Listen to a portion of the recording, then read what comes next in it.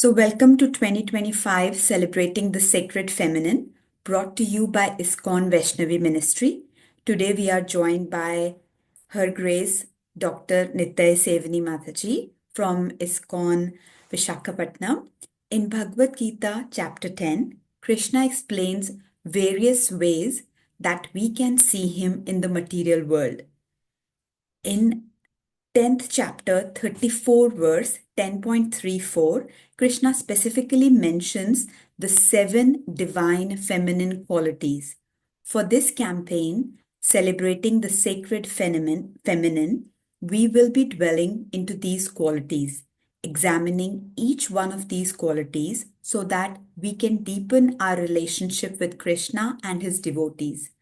Today, with Her Grace Dr. Nitai Sevini Mataji, we will be addressing the quality of fame. Her Grace Dr. Nitai Sevini Mataji was born in Mumbai in a Gujarati business family, conventional followers of the Pushti Marg. Later, she with her family shifted to Hyderabad in 1984. Since then, she was closely connected to ISKCON Secunderabad. Inspired by the visits of many senior devotees, she later joined as a full-time devotee in 1997 and took initiation in the year 1998 in Atlanta, USA, from His Holiness Jayapataka Swami Maharaj. She has completed her graduation in commerce, master's in education, with a postgraduate diploma in management of voluntary organizations. She also has done her PhD in education from Andhra University.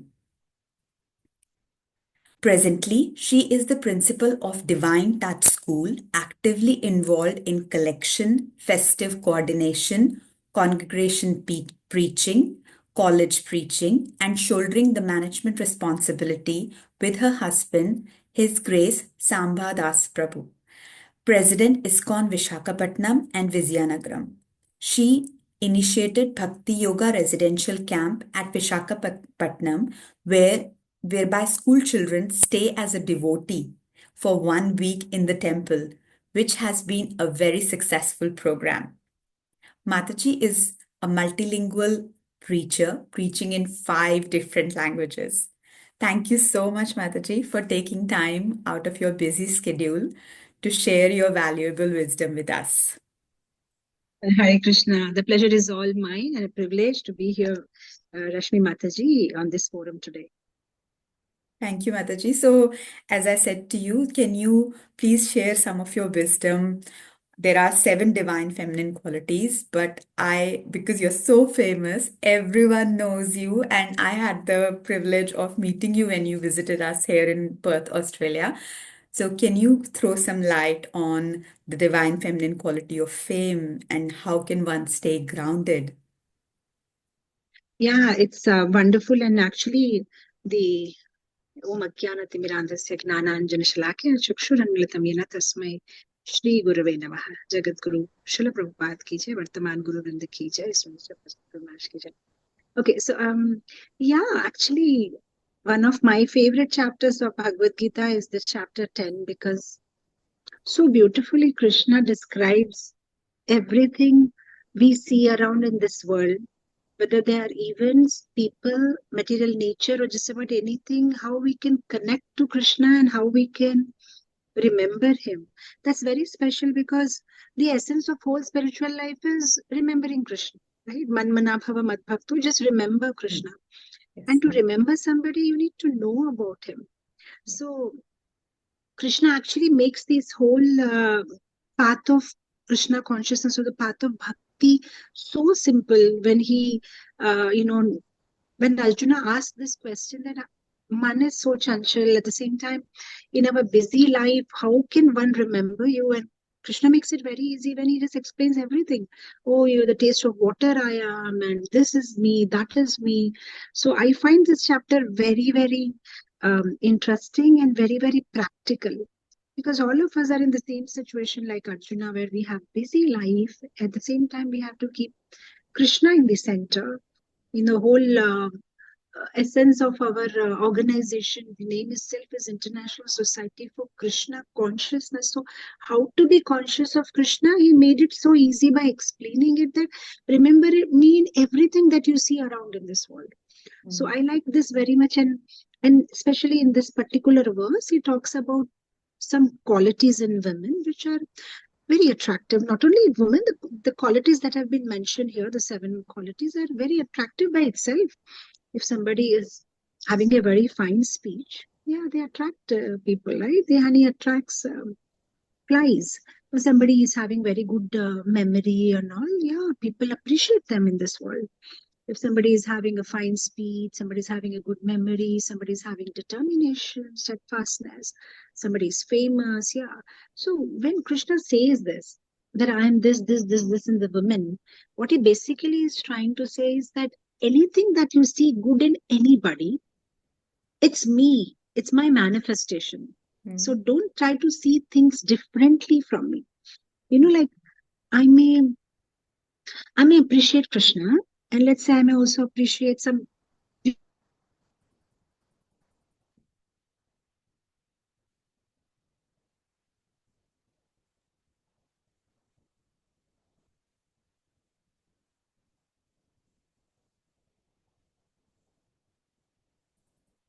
everything nice that you are seeing in the world is just a spark of my unlimited splendor. So this is very heart touching for me. And in fact, this particular chapter changed my perspective towards life. Okay, by whatever you see, there is no harm in appreciating things around you. So I'll tell you, there are some people who will say, everything in this world is illusion. Maya, this is all Maya. You don't get attracted to things or people or events or situations. This is all illusion. And then there are some people who would actually run and chase behind this attractive material things, thinking that they are the ultimate reality. But what I like beautifully, what Krishna has done here is, he's just giving you the right path. So, yeah, we don't say that this material things, we don't run behind the material things, chase them as reality. Neither we reject them as illusion. But Krishna tells that you think about these beautiful things as my expansion, which makes it so easy. So, yes, we acknowledge this attractive beauty as temporary reality and as a pointer towards Krishna. जैसे कि, when I don't know, but like, the movies before they release, they give you a teaser. Okay, this is what you are going to see, the content, and then people get attracted to watch the whole movie. So that's what Krishna is doing, is that all these beautiful things around in this world, all these beautiful qualities, all these beautiful things, Krishna is just giving you a teaser that they are just a spark of my splendor. So now imagine if somebody in this world can have these qualities and can make people attracted towards them, then what to speak about the Supreme Personality of Godhead, who is the treasure house, the source, the ocean of this qualities. So this is very, very sweet when Krishna talks about this. So it is so relatable. So now when you walk around in this world after reading this chapter and this verse and all, anything that you see nice, anything that you appreciate in a person, you immediately remember this verse, that yes, this is Krishna's expansion. This is Krishna's, this is Krishna. This is what Krishna, we are seeing a teaser of what Krishna is all about. Yeah. So Krishna is actually, by this giving us a pointer towards him, pointing towards him. So this is what I think about this verse and this chapter as such. And then of course, in the coming chapter, Krishna, this is something like the theory before you actually go to the physics lab or the chemistry lab. And then the 11th chapter will actually give you the practical. Krishna will show how he is everything and how everything comes from him. But this is very, very, very, very sweet. And personally, in my life, this chapter helped me a lot in my day-to-day life. So, usually people ask you, how do you manage your spiritual life and how do you manage your material life? But this chapter shows us that there is nothing like material and spiritual life. There is only one life, and it's spiritual. Everything that you see material, if you add Krishna to it, it becomes spiritual. That's all. So whenever you see something and you appreciate something, if you appreciate it, that is a part of Krishna. It's spiritual, that's it. So it makes life so easy. And personally, in my life, I try to do that, consciously all the time. I mean, I'm a work in progress. I'm like, I'm trying whatever I'm reading to somehow or the other, in some way or the other, try to implement in my day-to-day life. And I do that even when I drive from the temple to my school every day in the morning. Everything that I see, I try to relate it. We live on the beach. The temple is right on the beach here. So every time that I drive along the beach, there are this huge ships, naval ships, because Vishakhapatnam is a naval point. So they have these huge ships, and the ships have this big sails, and so they go up like this and then they come down. So it looks as if Sheshashai Vishnu, the Lord is just sleeping on Ananta Yeah. Sesh. So it's such a beautiful meditation. When I'm driving, I'm like, as if I'm doing a circumambulation of the Shweta Deepa.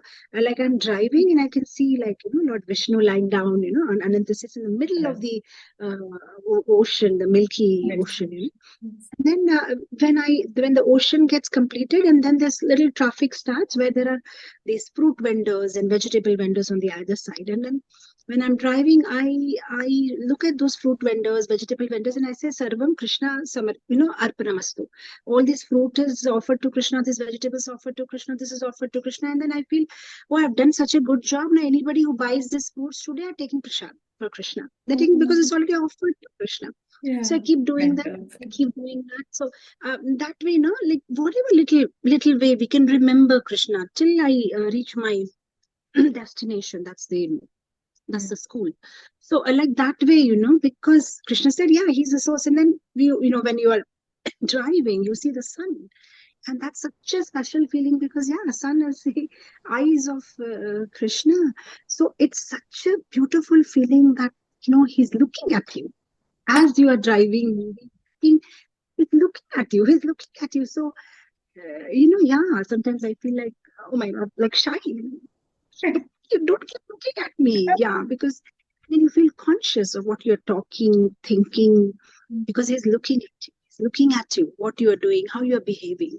So it's such a special feeling. And imagine he looks at you 24 hours because, he as a sun, he will look at you, and then in the night the moonlight comes up and the moon is looking at you. So yeah, the whole thing is just so beautiful. When you drink water, taste of water is Krishna. So it's such a beautiful feeling. Even when you are drinking water, you can remember Krishna.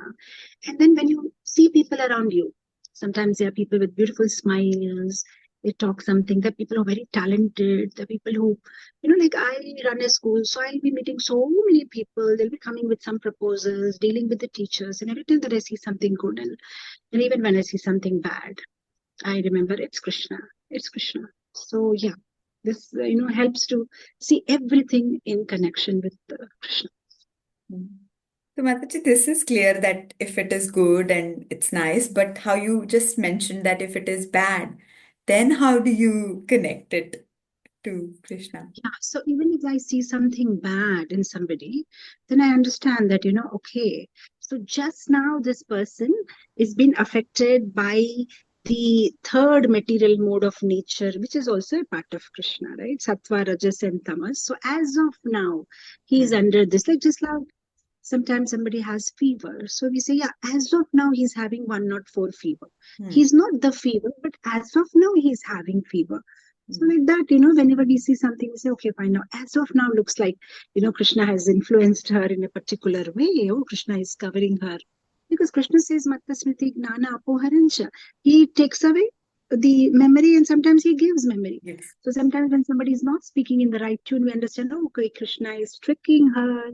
Krishna is tricking her just now and not allowing her to see. See, I'm a person, I blame everything on Krishna.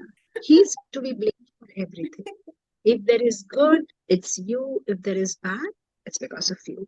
So that aropana, that blame I always give on him. So I say, okay, Krishna, as of now, you're covering her. You're not allowing her to see what's the right thing to do, what's the right thing to say. So yeah, that's one way I look at things when I see something bad around me. Right. Right. Thank you so much, Mataji.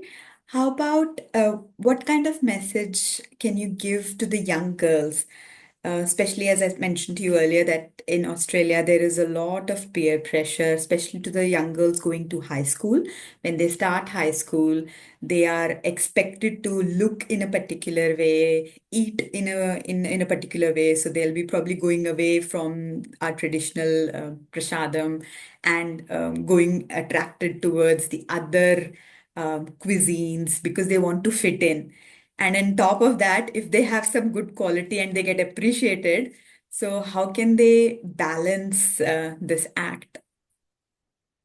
Okay. So there are two aspects to this question. First thing, you said that people have to look, talk, walk, eat like how people around them are doing, and they have to gel with them. They can't be Yes, different, otherwise there is a peer pressure. yes, Now, actually, yeah, this is a common problem because what has happened after urbanization started, the importance of what you actually are has been shifted to what you look to be, or what you appear to be, period. what you appear to be.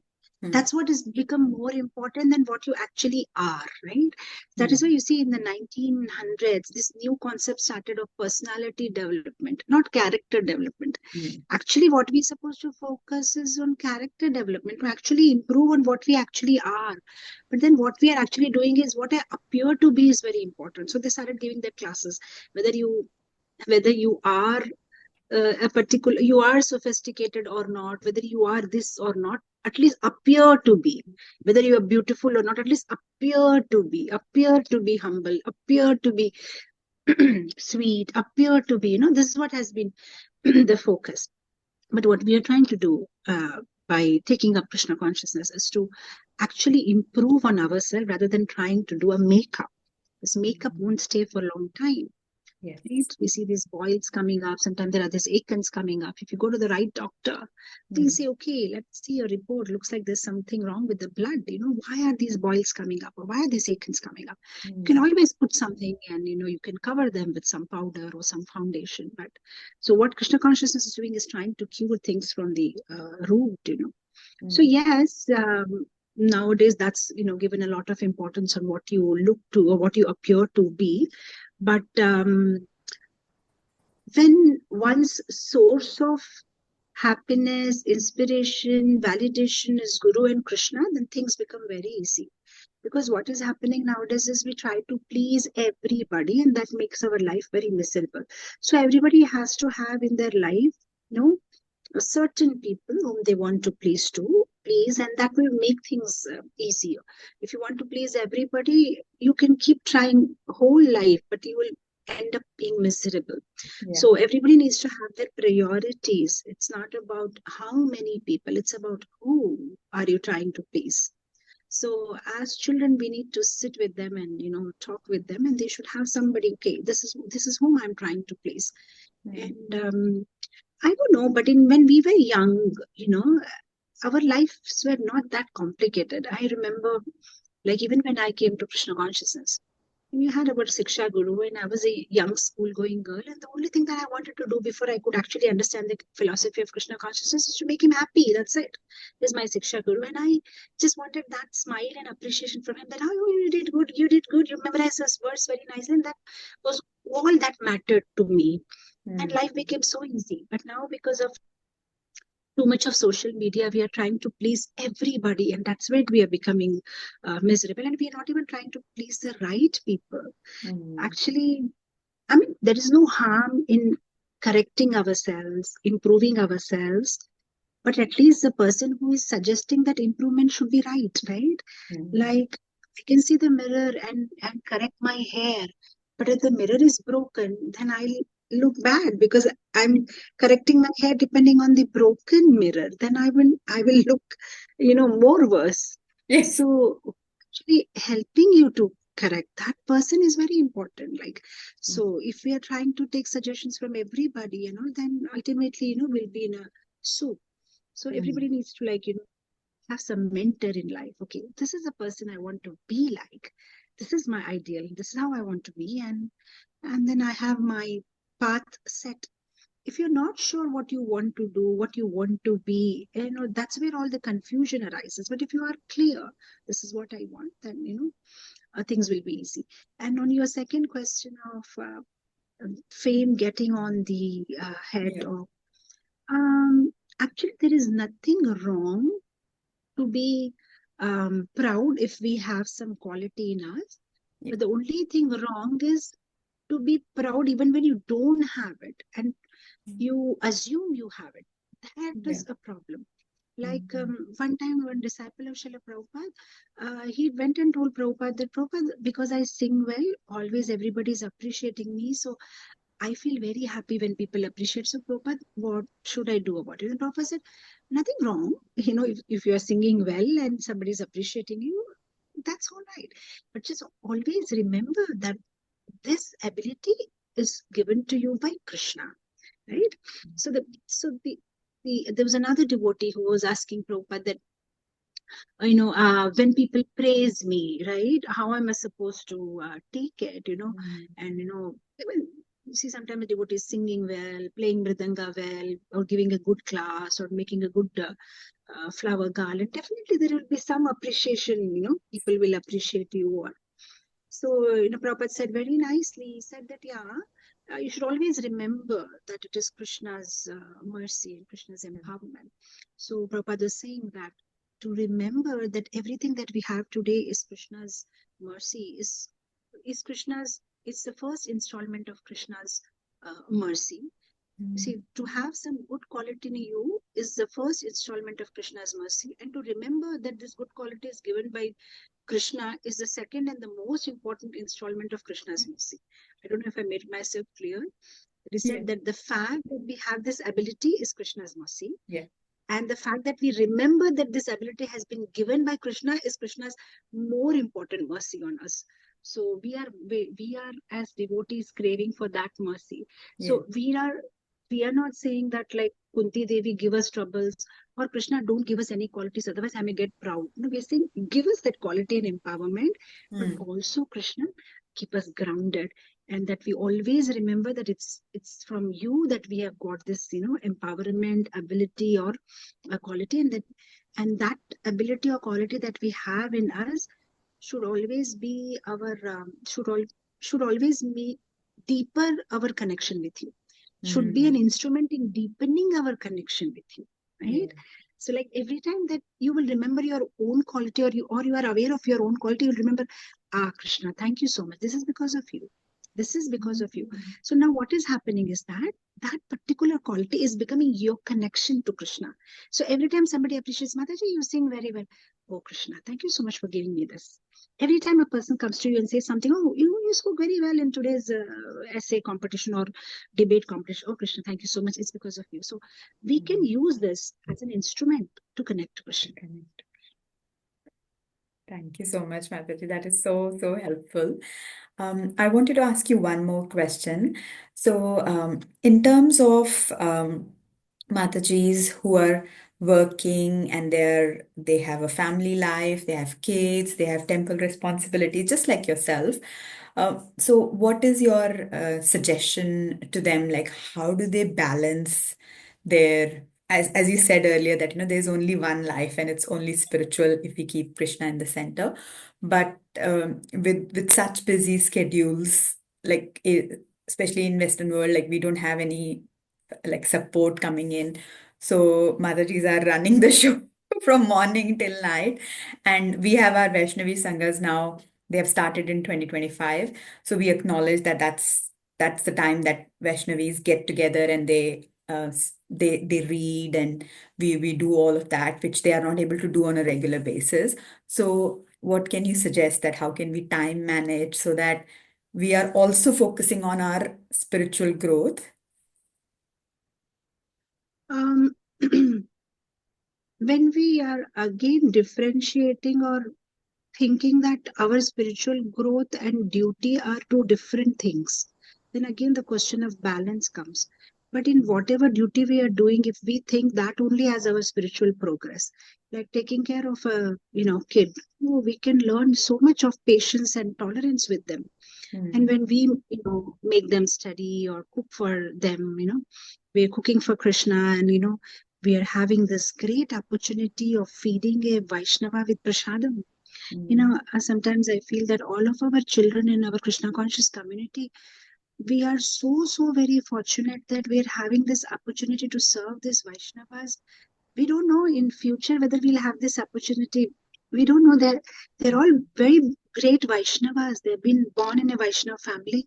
They've heard Hare Krishna Mahamantra since they're, little babies just born. In fact, in the operation theater also, we play Prabhupada. Most of these devotees play Prabhupada tape and make sure that the child is hearing the moment the child comes out. Imagine such great Vaishnavas. We are having this opportunity today to serve them. We don't know tomorrow whether they're going to become some sannyasis or some big preachers, and then will we ever get a chance to serve them anymore. So, we should take it like an opportunity instead of, thinking, that going to the temple and serving some Vaishnavas is different than, the other day also somebody was discussing this with me when I was telling them that serving a sannyasi or a brahmachari or your child or everybody is equal. And then she said, how can that be? Sannyasis are dedicated their life and they're preaching Krishna consciousness, day in and day out. And definitely serving them is more beneficial than serving your baby. But I was just telling that, how can you say that? Because it's like a raw mango and ripe mango. The mango which is raw right now, the child is also going to become a ripe mango in the future. So when we serve, or in our family or whatever, like I remember this one pastime where Prabhupada was walking out of the Mayapur temple courtyard, and he saw that there were some dry leaves under the tree, and Prabhupada immediately chastised the devotees and said that, why are there dry leaves everywhere under the tree? Don't you know Radha Madhav comes here in the night, and he does his swing pastimes under this tree. And immediately all the sannyasis who were standing next to Prabhupada, their dandas fell, tuck, tuck, tuck, tuck, tuck, and they ran because they wanted to pick up those dry leaves because Radha Madhav is doing swing pastimes there in the night. And then Prabhupada was looking at them in amazement. And then he walked a little further and he said, oh, do you think Radha Madhav comes only under that tree? He also comes under this tree, and he also comes under that tree, and he also comes. You can't limit Krishna. This whole premises belongs to Krishna, and in the night he may be walking anywhere and everywhere. So everything needs to be cleaned. So what basically Prabhupada was trying to say is that keep things clean. So now what happens is that when we start thinking, this is my house and I have my house duties, I have to clean my house, and then I have to go to temple because I have temple service. But the fact is your house is a temple. You have deities there and it doesn't belong to you. That is Radha Madhav's house. So the moment you take you sweep your house or you dust your house, you are in that consciousness that thank you, Radha Madhav, for giving me this opportunity to clean your house. Thank you for giving me this opportunity to clean the dust, because I'm sure you're walking everywhere. And this what I'm doing right now is I'm cleaning those dust particles which have come from your, feet. When you clean the house, you are in that meditation. When you cook, you are in that meditation. When you serve your children, you are in that meditation that thank you, Radha Madhav. You allowed me to serve this Vaishnava, this soul. I don't know what this soul has done in the previous. Actually, we don't know. We don't know. Maybe there may be some sannyasi who has come again. There may be some very big preacher. Bhaktisiddhanta Saraswati Thakur has maybe sent them from some other planet. We don't know. Oh, thank you so much for giving me this opportunity to serve a Vaishnava. So like that, and at the same time, time management is not a spiritual subject. It's a general knowledge subject. Everybody has their own, like a time, and they need to make a timetable out of it and see that they give right time for everything.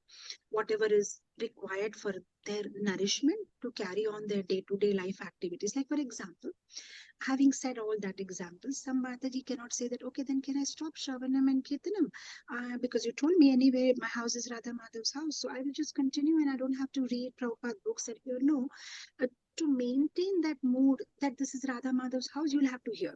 Otherwise, it won't last long. After some time, you will again come back to your, and material modes of nature will cover you up.